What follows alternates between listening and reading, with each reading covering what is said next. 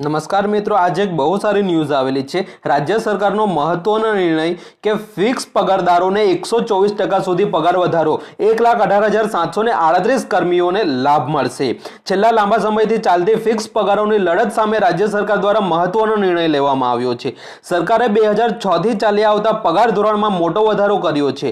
વર્ગ 2, 3 અને 4 ના કર્મચારીઓના પગારમાં 124% સુધીનો વધારો કર્યો છે, જેનો સીધો લાભ 1,18,738 કર્મચારીઓને થશે। હવે જોશું કે કોને કેટલો પગાર મળશે। અત્યારે પગાર વધારાની ટકાવારી નવા પગાર પ્રમાણે જેમનો પગાર 10,500 છે એમને 63%નો વધારો થયો છે અને 16,224 જેટલો થયો છે। જેમનો પગાર 11,500 છે એમનો પગારમાં 73%નો વધારો કરવામાં આવેલો છે અને એમનો પગાર 19,950 જેટલો થયો છે। જેમનો પગાર 16,500 છે એમાં 90%નો વધારો કરવામાં આવેલો છે અને એમાં 31,340 જેટલો પગાર વધારો થયો છે। 17,000 જેમનો પગાર છે એમાં 124% વધારો થયો છે અને 38,090 પગાર થયો છે। આ નિર્ણયથી સરકારને ₹1300 કરોડનો વધારાનો બોજો આવશે। ફિક્સ પગારદારોનો 4 શ્રેણીમાં છે, જે પૈકી 63, 73, 90 અને 124%નો વધારો।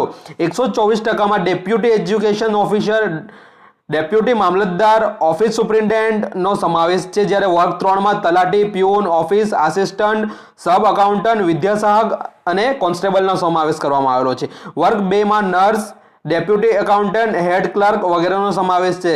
કરાર આધારિત નિમણૂકો અને આઉટસોર્સિંગ કર્મચારીઓને વધારો લાગુ પડશે નહીં। વર્ગ 2ના કર્મચારીઓના પગારમાં 90% વધારો થયો છે।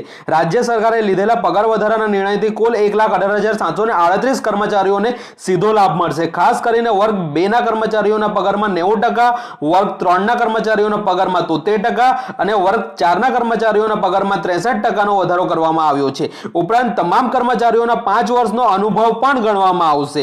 2006 થી ચાલી આવતા પગાર ધોરણમાં વધારો કરવામાં આવ્યો છે, ત્યારે 10% એચઆરએ પણ કર્મચારીઓને આપવામાં આવશે। સુપ્રીમે કહ્યું હતું, અમે ઓર્ડર કરીશું તો સરકાર દેવાદાર બની જશે।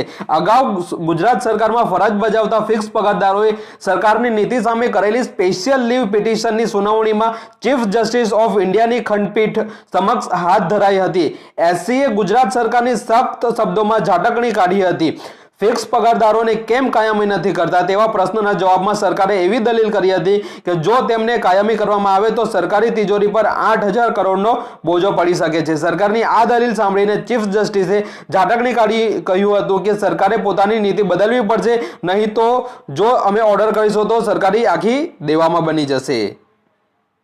મિત્રો, આ વિડીયો જો બદલ ખૂબ ખૂબ આભાર। Thank you.